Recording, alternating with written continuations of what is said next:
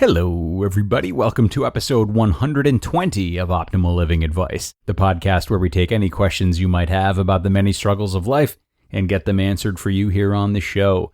I am your host, certified life coach Greg Audino, and today we will be taking a look at a very reflective question about commitment in relationships and how, frankly, it's changed over the years. We'll explore this change and see if we can come up with a universal constant for reliable commitment in relationships. But first, let's hear what this listener has on her mind. I am one of the many divorced people living in the United States. Over the years, I have watched each generation become worse at commitment, and it makes me ashamed. But I too was in a marriage that failed. Commitment doesn't mean what it used to mean if it still means anything at all.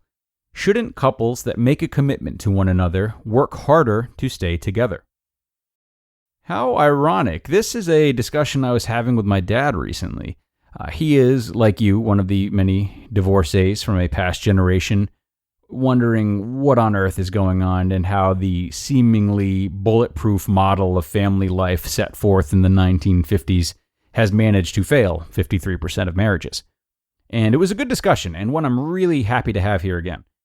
So if you think back to commitment a few generations ago, when you and my dad were getting married, not to each other, that is. I don't think so anyway. Mom? But when your age group was getting married, the commitment was really just about carrying on a tradition more than anything. So back then, people got married and had kids thoughtlessly, and those who didn't were outsiders. It was just what you did once you found someone tolerable, because at the time, it was better to be seen as married to someone than not married at all. I was not around then, but this is the gist I get. Women were under particular pressure to do this because marriage also equaled financial stability, as at the time women were not working nearly as much.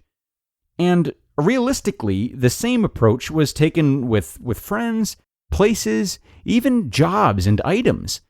How many friends did people used to keep that they really didn't like that much?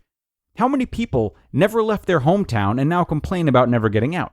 How many jobs did people try to make lifetime careers out of, even if they were miserable and unfulfilling? How many items did people keep around that got no attention whatsoever?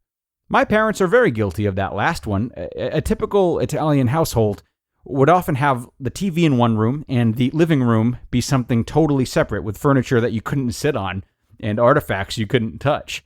Same could be said of dining room tables that only got action like on the major holidays. And for what? Nonsense. It's just unused space and paraphernalia to pay taxes on. A quick history lesson, though. Apparently, this type of thing became commonplace after the Great Depression.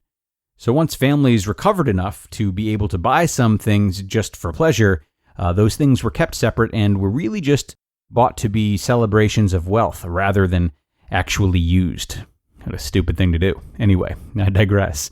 So none of these forms of commitment to people, places, or things ever took into consideration the various ways that the people committing to them could change.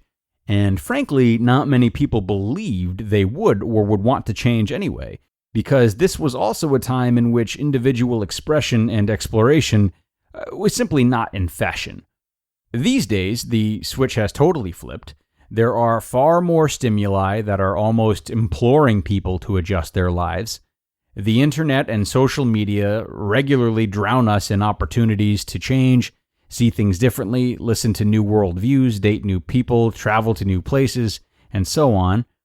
So not only do people change inherently based on what they are exposed to in their physical environments, but each generation is at risk to change more and more because there is more and more opportunity to do so on top of their physical environments. Does it make it hard to plan for the future and put a little too much emphasis on present satisfaction over long-term satisfaction? I would say so. But every generation has its price to pay, and that would be ours. It just happens to be the opposite of the problem generations past thought they would have. But based on the stuff we're talking about, I'm not sure it turned out that way. The magic elixir for someone my dad's age, someone your age, someone my age, and someone younger than me to commit right now is to learn to commit in such a way that pays respect to these changes which are becoming more prevalent with each passing year. And it's too bad. It's really too bad that this wasn't encouraged more back in the day. But again, no one really conceived of such things. So you're right, couples should work harder at commitment, but that means working harder at understanding true commitment rather than working harder to stick with things that clearly don't serve us. As far as couples go, if you love someone and want to commit to marrying them, then do it. But here's what the commitment should be based on. Commit to both being good communicators.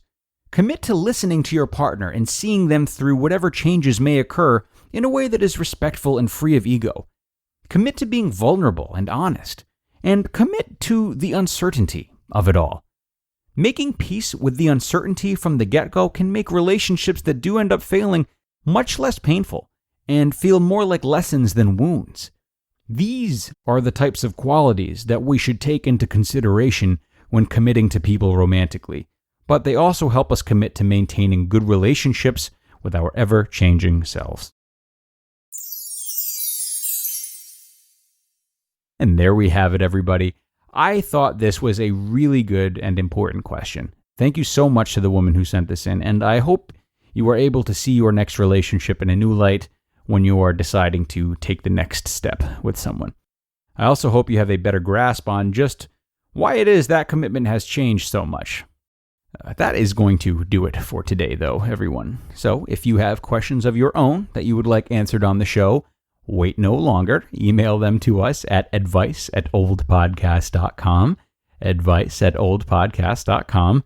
Nothing is off limits, and we are here to help. We've got a lot of great questions lined up already, and cannot wait to bring you one in our next episode. I will see all you guys there, and take care of yourselves until then. Bye, everyone.